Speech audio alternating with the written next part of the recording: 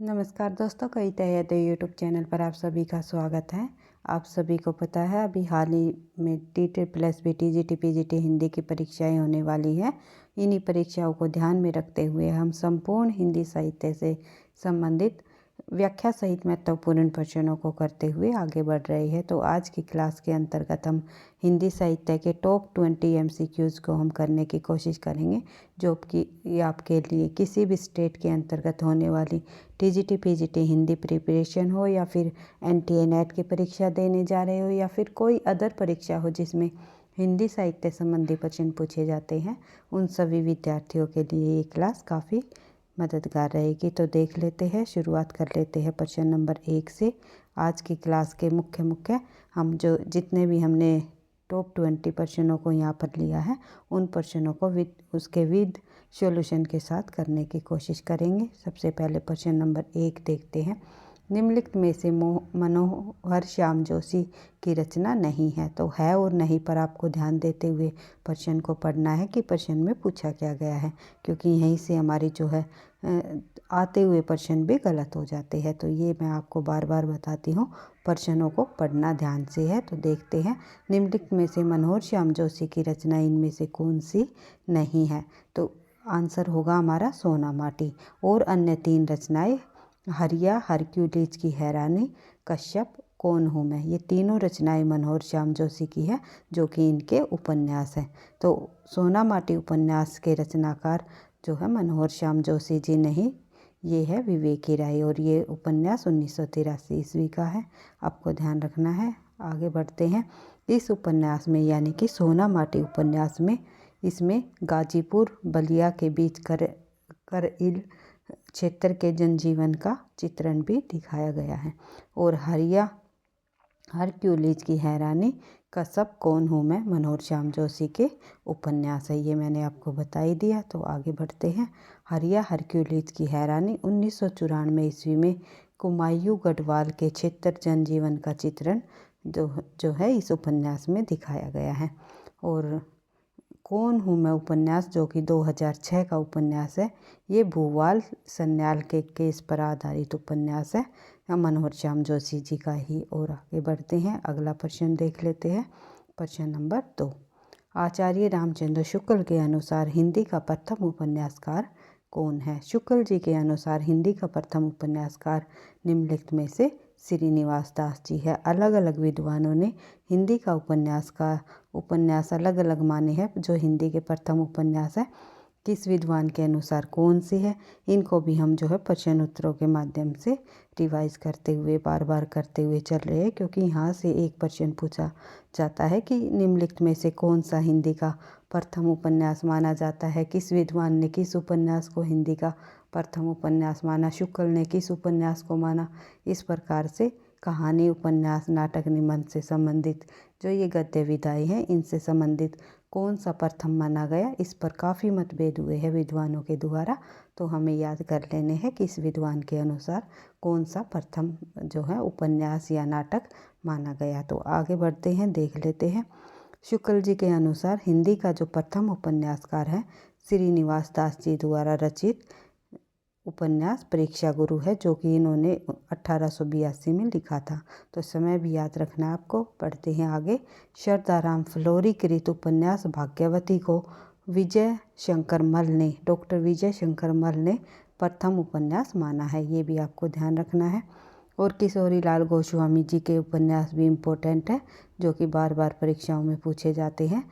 तो देख लेते हैं। किशोरी लाल गोस्वामी के अंगूठी का नगीना, तरुण तपस्विनी व कुटीर वासिनी और लवंगलता व आदर्शवाला, ये उपन्यास जो है मुख्य रूप से परीक्षाओं में आते हैं। और मुंशी प्रेमचंद जी द्वारा लिखे गए सेवा सदन, निर्मला, गबन, कर्म भूमि, रंगभूमि, गोदान, ये सभी उपन्यास जो है मुंशी प्रेमचंद जी के सभी उपन्यास प्रसिद्ध है। कोई भी उपन्यास पूछा जा सकता है। और इनके प्रकाशन वर्ष को भी ध्यान रखना है आपको, क्योंकि कई बार परीक्षा में मुंशी प्रेमचंद जी द्वारा लिखे गए उपन्यासों का प्रकाशन वर्ष भी पूछ लेते हैं। वो हम प्रश्न उत्तरों के माध्यम से बार बार रिवाइज करते हुए चल ही रहे हैं। तो देख लेते हैं अगला प्रश्न, हमारा प्रश्न नंबर 3। उपन्यास और उपन्यासकार का एक युग्म अशुद्ध है। अशुद्ध मतलब असत्य है या सुमेलित नहीं है। तो इस प्रकार के भी प्रश्न जो है आजकल परीक्षाओं में पूछे जाने लगे हैं। तो हमें सभी प्रकार के प्रश्नों को करना है। तो उपन्यास और उपन्यासकार का इनमें से कौन सा युग्म सुमेलित नहीं है, यानी कि असत्य है या अशुद्ध है, तो देख लेते हैं। तो आंसर हो जाएगा हमारा करवट। करवट उपन्यास जो है राजेंद्र यादव का नहीं है। ये उपन्यास निम्नलिखित जो है अमृतलाल नागर जी का है, तो आपको ध्यान रखना है। और अन्य उपन्यास यहाँ पर दिए गए हैं। काला पहाड़ भगवान दास मोरवाल और अंधेरे के जुगनू रागे राघव जी का है। वे दिन उपन्यास निर्मल वर्मा जी का है। आगे बढ़ते हैं, देख लेते हैं उपन्यास और उनके उपन्यासकार। करवट अमृतलाल नागर जी का उपन्यास है। अंधेरे के जुगनू रागे राघव का है। काला पहाड़ जो है भगवान दास मोरवाल का है। अगला प्रश्न देख लेते हैं, प्रश्न नंबर 4। अधोलिखित में से यानी कि निम्नलिखित में से जो है उपन्यास नासिरा शर्मा द्वारा लिखित है। जो हमारी महिला साहित्यकार हुई है जिन्होंने उपन्यास कहानियों की रचना की है, तो इनकी रचनाएं भी परीक्षा में एक यानी कि 2 या 3 से अधिक भी पूछी जा सकती है। तो 2-3 रचनाएं तो महिला रचनाकारों से संबंधित पूछी ही जाती है हमेशा परीक्षाओं में। तो ध्यान रखना है, एक एक प्रश्न आपके लिए काफ़ी जो है आपको सिलेक्शन के करीब लेकर के जाता है। तो इसलिए आपको जितनी भी महिलाएं रचनाकार और उनकी रचनाएं हैं उनको भी याद कर लेना है। तो मछली मरी हुई, वह अपना चेहरा, सात और जो है टेराकोटा और 7 नदियाँ एक समुंदर, ये रचनाएं किसके द्वारा लिखी गई है, कौन सी इनमें नासिरा शर्मा जी की है। तो आंसर है हमारा 7 नदियाँ एक समंदर, रचना नासिरा शर्मा जी का उपन्यास है। तो और अन्य जो यहाँ पर रचनाएं दी गई है, ये रचनाएं किन किन लेखकों की भी है ये भी हम देख लेते हैं, ताकि इसके अतिरिक्त और कोई अन्य रचना पूछी जाए तो आप बता सकते हो कि किस रचनाकार की है। एक सेकंड भाई, देख लेते हैं। 7 नदियाँ एक समंदर जो रचना है वो उपन्यास है नासिरा शर्मा जी का। अन्य उपन्यास सालमी, कीटरे की मंगनी, जिंदा मुहावरे, अक्षयवट, कुया जान, जीरो रोड और अजनबी जरीरा, बहिश्ते जहरा आदि, जो ये सभी के सभी उपन्यास है ये नासिरा शर्मा जी के हैं। इनको आपको रिवाइज कर लेना है। और अन्य रचना जैसे कि वह अपना चेहरा गोविंद मिश्र जी का उपन्यास है। इसके अन्य उपन्यास है गोविंद मिश्र जी के उतरती हुई धूप, लाल पीली ज़मीन, धीरे समीरे, तुम्हारी रोशनी में, 5 आंगनों वाला, कोहरे में कैद रंग और धूल पौधों पर, ये सभी उपन्यास जो है गोविंद मिश्र जी के हैं। और कोहरे में कैद रंग उपन्यास पर जो है गोविंद मिश्र जी को 2008 ईस्वी में साहित्य अकादमी पुरस्कार से भी नवाजा गया। साहित्य अकादमी, ये भी आपको ध्यान रखना है। किस रचना पर किस साहित्यकार को पुरस्कार मिला हुआ है वो अपने आप में इम्पोर्टेंट हो जाती है। तो आपको ध्यान रखना है 2008 में गोविंद मिश्र जी को कोहरे में कैद रंग उपन्यास पर साहित्य अकादमी पुरस्कार दिया गया। इसके अलावा मछली मरी हुई जो है राजकमल चौधरी जी का उपन्यास है। और जो है टेराकोटा उपन्यास लक्ष्मीकांत जी का है। आगे बढ़ते हैं, अगला प्रश्न देख लेते हैं, प्रश्न नंबर 5। ज्ञान भिन्न कुछ क्रिया भिन्न है, इच्छा क्यों पूरी हो मन की, एक दूसरे से न मिल सके यह विडंबना है जीवन की। तो ये पंक्तियाँ कामायनी के किस सर्ग से ली गई है। कामायनी महाकाव्य आपको पता ही है, जयशंकर प्रसाद जी का है। जयशंकर प्रसाद जी का आपको पता ही है। तो इसमें कितने सर्ग है, इसमें कुल मिलाकर 15 सर्ग है। उन 15 सर्गों के नाम भी हमें देख लेने हैं और ये भी पता करना है कि ये जो कथन है ये पंक्तियाँ किस सर्ग से ली गई है। तो आंसर हो जाएगा हमारा रहस्य सर्ग से। ज्ञान भिन्न कुछ क्रिया भिन्न है, इच्छा क्यों पूरी हो मन की, एक दूसरे से न मिल सके यह विडंबना है जीवन की, ये पंक्तियाँ कामायनी महाकाव्य से ली गई रहस्य सर्ग की है। तो देख लेते हैं, इसमें जो है कुल 15 सर्ग है। कामायनी महाकाव्य में 15 सर्ग है। चिंता, आशा, श्रद्धा, काम, वासना, लज्जा, कर्म, ईर्ष्या, ईड़ा, शौपन, संघर्ष, निर्वेद, दर्शन, रहस्य और आनंद।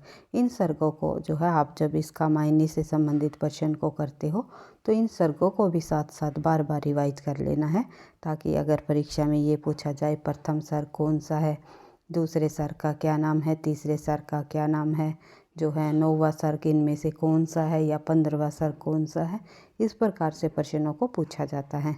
या फिर इन सर्गों को क्रम वाइज लगाइए, क्रमानुसार लगाइए, तो आप लोग आसानी से कर सकते हो। बढ़ते हैं आगे। अगला प्रश्न है हमारा प्रश्न नंबर 6। भाई मैं सफलता का राज मानती हूँ निरंतर अभ्यास। सफलता का राज क्या होता है? निरंतर अभ्यास। अगर आप निरंतर अभ्यास के साथ अपने प्रश्नों को करते हुए जो है पिछले प्रश्नों को रिवीजन करते हुए आगे बढ़ते रहोगे तो आपको परीक्षा में सफलता अवश्य ही मिलेगी। उन्हीं प्रश्नों को बार बार घुमा फिरा कर पूछ लिया जाता है, उन्हीं प्रश्नों से संबंधित वो जो है अन्य बिंदुओं को पूछा जाता है। तो इसी प्रकार से हम अपनी तैयारी को भी धीरे धीरे आगे बढ़ा रहे हैं ताकि आप सभी प्रश्नों का आंसर आसानी से दे सको। तो देख लेते हैं प्रश्न नंबर 6। प्रयाग रामागमन के लेखक कौन है? तो प्रयाग रामागमन जो रचना है उसके लेखक निम्नलिखित में से जो है आप देख सकते हो बद्री नारायण चौधरी प्रेमगंज जी माने जाते हैं। तो इनकी अन्य काव्य कीर्तियाँ कौन सी है बद्री नारायण चौधरी प्रेमगंज की? तो वे है जीर्ण जनपद, हार्दिक हर्षोदर्श, मयंक महिमा, ऐलोक लीला, वर्षा बिंदु, भारत सौभाग्य, संगीत सुधा सरोवर और भारत सौभाग्योदय, काव्य आनंद अरुणोदय। ये सभी की सभी रचनाएं जो है काव्य कीर्तियाँ ये बद्री नारायण चौधरी प्रेमगंज जी की है। और प्रयाग रामागमन भी रचना बद्री नारायण चौधरी प्रेमगंज जी की है। आगे बढ़ते हैं। अगला प्रश्न देख लेते हैं प्रश्न नंबर 7। शत्रु मेरा बन गया छल रहित व्यवहार मेरा, पंक्ति किस कीर्ति से ली गई है? तो ये पंक्तियाँ निम्नलिखित में से मधु कलश से ली गई है, जो कि बच्चन जी की काव्य कीर्ति है। मधुशाला, मधुबाला और मधु कलश इनकी प्रसिद्ध काव्य कीर्तियाँ रही है हरिवंश राय बच्चन जी की। तो शत्रु मेरा बन गया छल रहित व्यवहार मेरा, जो ये पंक्तियाँ हैं मधु कलश काव्य से बच्चन जी द्वारा कृत पंक्तियों से ली गई है। तो भाई बच्चन द्वारा मधु कलश जो है रचना से ली गई है ये पंक्तियाँ। आगे बढ़ते हैं और अन्य पंक्तियाँ भी देख लेते हैं जो कि परीक्षा की दृष्टि से इम्पोर्टेंट है बच्चन जी की, जो परीक्षाओं में पूछी जाती है। मूर्ध भावों के अंगूरों की मैं आज बना लाया हाला, ये मधुशाला से ली गई है। बस एक बार पूछा जाता यदि अमृत से पड़ता प्याला, ये मधुबाला की से ली गई है। और मधु कलश की तो आपने देख ही ली थी। आगे बढ़ते हैं। अगला प्रश्न देख लेते हैं प्रश्न नंबर 8। दिनकर के किस काव्य ग्रंथ में युद्ध और शांति की समस्या का चित्रण हमें देखने को मिलता है? रामधारी सिंह दिनकर के कुरुक्षेत्र में युद्ध और शांति की समस्या हमें देखने को मिलती है। तो युद्ध और शांति की समस्या का चित्रण हमें मिलता है दिनकर के कुरुक्षेत्र काव्य ग्रंथ से। उर्वशी इनका दूसरा प्रबंध काव्य है जिसे गीति नाट्य भी कहा जाता है और इस पर इन्हें ज्ञानपीठ पुरस्कार भी प्राप्त हो चुका है, ये आप सभी को पता ही है। इस रचना में पूर्वा और उर्वशी के माध्यम से कवि कामाध्यात्मक की दुनिया को रचता है। और जो रश्मि रथी रचना है दिनकर जी की वो भी इनका एक प्रबंध काव्य है। इसमें करण को आधुनिक संदर्भ में रखा गया है। समाधेनी में इसका जो है 1941 से 46 के बीच घटी हुई राष्ट्रीय और अंतर्राष्ट्रीय घटनाएं काव्य के रूप में वर्णित है। तो समाधेनी रचना में 1941 से 46 के बीच की घटी हुई राष्ट्रीय और अंतर्राष्ट्रीय घटनाओं को वर्णित किया है। और रश्मि रथी जो है करण को आधुनिक संदर्भ में रखा है इन्होंने। और उर्वशी का तो आपको पता ही है। बढ़ते हैं आगे। अगला प्रश्न देख लेते हैं प्रश्न नंबर 9। लोकायतन पंथ की प्रसिद्ध लोकायतन जो रचना है पंत जी द्वारा लिखी गई, ये एक इनका प्रबंध काव्य है जो 2 खंडों में विभाजित है। 2 खंडों में जो विभाजित है, बाह्य परिवेश और अंतश्चित्त। बढ़ते हैं। लोकायतन पंथ के प्रबंध कीर्ति है बाह्य परिवेश और अंतश्चित्त, जो चैतन्य अंतस चैतन्य जो ये 2 खंडों में विभाजित इस रचना को किया है। इस रचना में अरविंद दर्शन को की छाया बताया गया है। तो अरविंद दर्शन से प्रभावित ये रचना है। इसमें अरविंद के आधार पर नया दर्शन ढूंढने का प्रयास किया। इसके बाद इस रचना का जो पंत को सोवियत भूमि पुरस्कार भी प्राप्त किया है। आगे बढ़ते हैं, अगला प्रश्न देख लेते हैं। ठेठ हिंदी का ठाठ किस विधा की रचना है? ठेठ हिंदी का ठाठ निम्नलिखित में से उपन्यास है, जो कि अयोध्या सिंह उपाध्याय हरिओत जी का ही उपन्यास है। काफ़ी प्रसिद्ध उपन्यास हुआ है। अधखिला फूल और ठेठ हिंदी का ठेठ ठाठ दोनों उपन्यास जो है अयोध्या सिंह जी के हैं। और ठेठ हिंदी का ठाठ है, इसमें उपन्यास में मुहावरों को पाठ्य पुस्तक में कहा गया है। तो आगे बढ़ते हैं, अगला प्रश्न देख लेते हैं। प्रश्न नंबर 11, हरिवंश राय बच्चन की काव्यधारा का उल्लेख कीजिए। तो हरिवंश राय बच्चन ने की जो काव्यधारा रही है वो हाल्यवादी संबंधी रही है। हाल्यवाद के प्रवर्तक माने जाते हैं बच्चन जी। तो देख लेते हैं बच्चन जी के और अन्य रचनाएं हमने जहाँ पर पहले भी प्रश्न में पढ़ चुके थे। मधुशाला, मधुबाला, मधुकलश और निशा निमंत्रण, इन तीनों के अतिरिक्त जो है परीक्षा की दृष्टि से और अन्य रचनाएं इनकी हम देखते हैं तो आती है निशा निमंत्रण, एकांत संगीत, आकुल अंतर और सतरंगी, बंगाल का अकाल। ये सभी रचनाएं जो हैं हरिवंश राय बच्चन जी की हैं।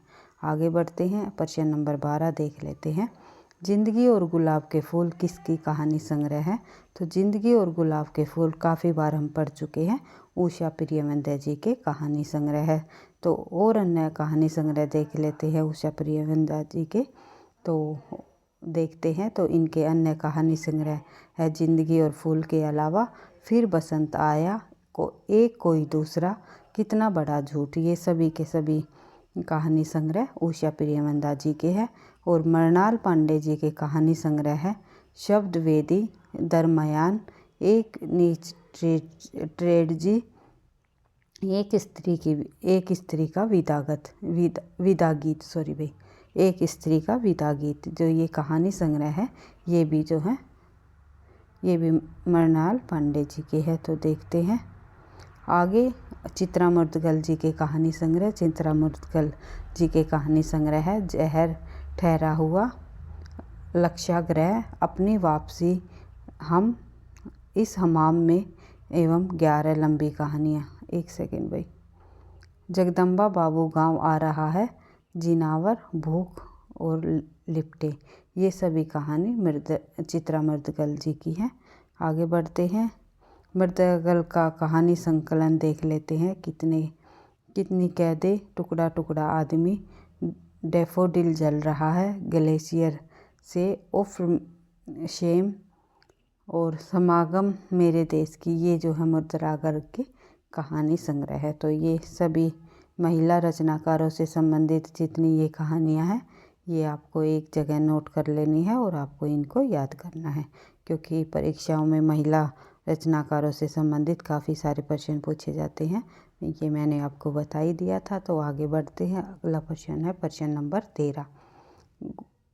गोदान उपन्यास की मुख्य कथा आधारित है, किस पर आधार है, यानी क्या आधार रहा गोदान उपन्यास की मुख्य कथा का? तो है कृषक जीवन। कृषक जीवन पर आधारित समस्या को दर्शाया गया है गोदान उपन्यास में मुंशी प्रेमचंद जी द्वारा। मुंशी प्रेमचंद जी का उपन्यास ये 1936 में प्रकाशित हुआ। तो आपको ध्यान रखना है, इस उपन्यास में जो है मुख्य रूप से कृषक जीवन को दर्शाया गया है। और प्रेम विवाह की समस्या का चित्रण वरदान में हमें देखने को मिलता है। उपन्यास वरदान में प्रेमचंद जी द्वारा लिखे गए इनके उपन्यास वरदान में क्या मिलता है? प्रेम विवाह से संबंधित समस्या। और दहेज प्रथा व अनमेल विवाह से संबंधित समस्या हमें निर्मला उपन्यास में मिलती है। अंग्रेजों के अत्याचार व भारतीय शिक्षितों की चित्रहीनता का विश्लेषण हमें रंगभूमि उपन्यास में मिलता है। तो प्रेमचंद जी के उपन्यासों में किस उपन्यास में किस समस्या को दर्शाया गया है, ये भी परीक्षा में पूछ लिया जाता है। तो आगे बढ़ते हैं, अगला प्रश्न देख लेते हैं। प्रश्न नंबर 14, अमृतलाल नागर का प्रथम प्रकाशित उपन्यास बताइए। तो अमृतलाल नागर जी द्वारा प्रकाशित प्रथम उपन्यास माना जाता है बूंद और समंदर। अमृतलाल नागर के उपन्यास तो आपको ने बार बार पढ़े ही होंगे क्योंकि परीक्षा की दृष्टि से इम्पोर्टेंट है। तो अमृतलाल नागर जी का जो प्रथम प्रकाशित उपन्यास है वो है बूंद और समंदर, जो कि इसका प्रकाशन 1956 में हुआ। इस उपन्यास में लखनऊ चौक के रूप में भारत की विभिन्न छवियों का चित्रण हमें देखने को मिलता है। अमृत और विष का प्रकाशन जो है 1966 में, और भारतीय गणतंत्र के 15 वर्षों का राजनीतिक और सामाजिक चित्रण हमें देखने को मिलता है। एक द नैमिषारण्य 1972 में प्रकाशित, और उसके बाद जो है इनका मानस का हंस जो उपन्यास 1972 में, और तुलसीदास के जो है जीवन और व्यक्तित्व से संबंधित ये उपन्यास रहा। ये उपन्यास अमृतलाल नागर जी के है। सभी उपन्यास एक द नैमिषारण्य, मानस का हंस, बूंद और समुंदर, और जो है उसके अलावा अमृत और विष, और इसके अलावा खंजन नयन भी जो है अमृतलाल नागर जी का ही उपन्यास है, जो कि ये सूरदास के जीवन का चित्रण इस उपन्यास में किया है। और मानस के हंस में जो है इन्होंने तुलसीदास जी के जीवन को चित्रित किया है। सूरदास जी के जीवन को जो है इन्होंने खंजन नयन उपन्यास में चित्रित किया है। ये प्रश्न काफ़ी बार पूछे जाते हैं परीक्षाओं में, इम्पोर्टेंट है। आगे बढ़ते हैं, अगला प्रश्न देख लेते हैं। प्रश्न नंबर 15, सामाजिक उपन्यास अमरबेल के लेखक कौन है? सामाजिक उपन्यास अमरबेल के लेखक जो है वृंदावन लाल वर्मा जी हैं। वृंदावन लाल वर्मा जी के जो सामाजिक उपन्यास भी रहे और इन्होंने ऐतिहासिक उपन्यास भी लिखे, तो दोनों श्रेणियों में इन्होंने उपन्यास लिखे हैं।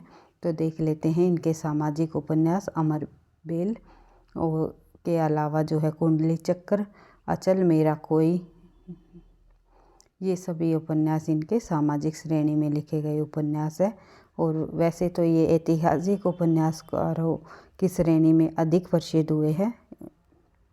ऐतिहासिक उपन्यास इनके विराट की पद्मिनी, झांसी की रानी, कचनार, गढ़कुमार, माधव जी की संध्या, मृगनयनी और भुवन विक्रम आगे बढ़ते हैं, अगला प्रश्न देख लेते हैं।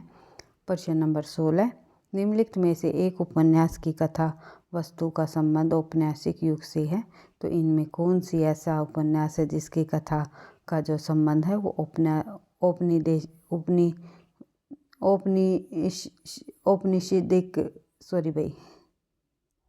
औपनिषदिक युग से मानी जाती हैं?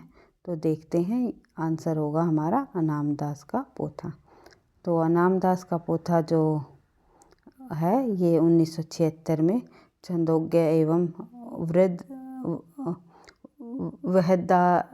वृहदारण्य के आधार पर जो है ये रचना लिखी गई। आगे बढ़ते हैं, अगला प्रश्न देख लेते हैं। प्रश्न नंबर 17, व्यक्तिवादी उपन्यासकारों की परंपरा में निम्नलिखित में से कौन नहीं है? तो व्यक्तिवादी उपन्यासकारों की परंपरा में इनमें से जो है गोपाल राम गैमरी जी नहीं आते। ये आते हैं जासूसी उपन्यासों में। व्यक्तिवादी उपन्यासकारों की परंपरा में गोपाल राम गैमरी जी नहीं हैं। और अन्य तीनों लेखक भगवती चरण वर्मा जी, उपेंद्र नाथ अस्क जी और रामेश्वर शुक्ल अंचल जी, ये तीनों के तीनों जो है ये व्यक्तिवादी उपन्यासकारों की परंपरा में आते हैं। और रामेश्वर शुक्ल अंचल जी जो है ये तो मार्शलवाद के प्रवर्तक भी माने जाते हैं। आगे बढ़ते हैं, जो गोपाल राम गैमरी जी है ये जासूसी उपन्यासकार हैं। जासूसी उपन्यासों के प्रवर्तक माने जाते हैं। इन्हें हिंदी का कानन डायल भी कहा जाता है। इनके प्रमुख उपन्यास अद्भुत लाश, बेकसूर की फांसी, सरकटी लाश, खूनी कौन, बेगुनाह का खून आदि जो है इनके प्रमुख उपन्यास हैं। शेष व्यक्तिवादी उपन्यासकारों की जो परंपरा में शामिल उपन्यासकार रहे हैं, जो तीनों उपन्यासकार मैंने आपको बताया, रामेश्वर शुक्ल अंचल जी, उपेंद्र नाथ अस्क और भगवती चरण वर्मा, ये सभी के सभी उपन्यासकार जो हैं ये एक तरह से व्यक्तिवादी जो उपन्यासकार माने जाते हैं। आगे बढ़ते हैं, प्रश्न नंबर 18, जो तिरिया पीहर बसे सूरत रहे पियू माही, जैसे तन जग में रहे गुरु को भूले नाही। जो ये पंक्तियाँ है, ये पंक्तियाँ निम्नलिखित में से कबीरदास जी द्वारा लिखी गई है। कबीरदास जी की पंक्तियाँ काफ़ी सारी जो है परीक्षाओं में पूछी जाती है, बार बार आती है। तो जितने भी कबीरदास जी की इम्पोर्टेंट पंक्तियाँ हैं उनको आपको ध्यान रखना है। बढ़ते हैं आगे। प्रश्न नंबर 19, निम्नलिखित में से राम भक्ति शाखा परंपरा का कवि नहीं है। तो इनमें से कौन सा कवि राम भक्ति शाखा परंपरा से संबंधित नहीं है? नाभादास भी राम भक्ति परंपरा के कवि है। तुलसीदास जी तो मुख्य रूप से है ही राम काव्य धारा के प्रतिनिधि कवि, और हृदय राम भी जो है राम भक्ति परंपरा से संबंधित है। लेकिन गदाधर भट्ट जो है कृष्ण काव्य संबंधी कवि रही है, कृष्ण काव्य धारा से संबंधित कवि माने जाते हैं। कृष्ण की परंपरा के गौड़ीय संप्रदाय के प्रवर्तक माने जाते हैं। यह रघुनाथ भट्ट स्वामी के शिष्य व भागवत के अद्वितीय वक्ता, जबकि तुलसीदास, नाभादास, हृदय राम तीनों के तीनों कवि राम भक्ति परंपरा से संबंधित हैं। आज का हमारा अंतिम प्रश्न, भाई टॉप 20 क्वेश्चनों को आज की क्लास में हमने करने की कोशिश की है। टॉप 20 MCQs जो कि आपकी परीक्षाओं की दृष्टि से काफ़ी इम्पोर्टेंट है। चाहे आप किसी भी स्टेट के अंतर्गत होने वाली TGT PGT हिंदी की परीक्षाएं देने जा रहे हो, या फिर NTA NET की तैयारी कर रहे हो, या फिर जो है और कोई परीक्षा हो जिसमें हिंदी साहित्य संबंधी प्रश्न पूछे जाते हैं, उन सभी परीक्षाओं के लिए काफ़ी हेल्पफुल रहेगी। एक तरह से कहे तो हमारी जो ये सीरीज है व्याख्या सहित प्रश्नों की, ये आपके लिए रामबाण सिद्ध होगी परीक्षा की दृष्टि से। तो देख लेते हैं, इनमें से किसने अपने हिंदी साहित्य इतिहास में आदिकाल को संधिकाल या चारणकाल दो उप शीर्षकों में विभाजित किया है? तो आदिकाल और चारणकाल नाम दिया है, आदिकाल को संधिकाल और चारणकाल नाम दिया है निम्नलिखित में से राम कुमार वर्मा जी ने। तो जॉर्ज ग्रियर्सन ने पूरे के पूरे आदिकाल को चारणकाल नाम दिया है, लेकिन राम कुमार वर्मा ने आदिकाल को दो भागों में बांटा है, संधिकाल और चारणकाल। ये आपको ध्यान रखना है। और जो राम कुमार वर्मा जी हैं, इनको आधुनिक हिंदी एकांकी का जन्मदाता भी माना जाता है। और आपको पता होना चाहिए, आधुनिक हिंदी एकांकी जो प्रथम एकांकी मानी जाती है वो मानी जाती है एक घूंट एकांकी प्रथम एकांकी मानी जाती है, जो कि जयशंकर प्रसाद जी की है। और लेकिन जन्मदाता माने जाते हैं राम कुमार वर्मा। इससे पहले जो है एकांकी संबंधी रचना बादल की मृत्यु नाम से जो है राम कुमार वर्मा ने लिख दी थी, जिसमें जो है उन्होंने एकांकी को जो है एकांकी के रूप में जो है हमें देखने को मिली थी। लेकिन पूरी तरह से जो है जयशंकर प्रसाद की एक घूंट को प्रथम माना गया। तो देखते हैं प्रमुख जो साहित्यकार और उनके जो लेखक हुए हैं, साहित्य इतिहास ग्रंथ व उनके लेखक हम देख लेते हैं। सबसे पहले लेखक, फिर जो है साहित्य इतिहास ग्रंथ।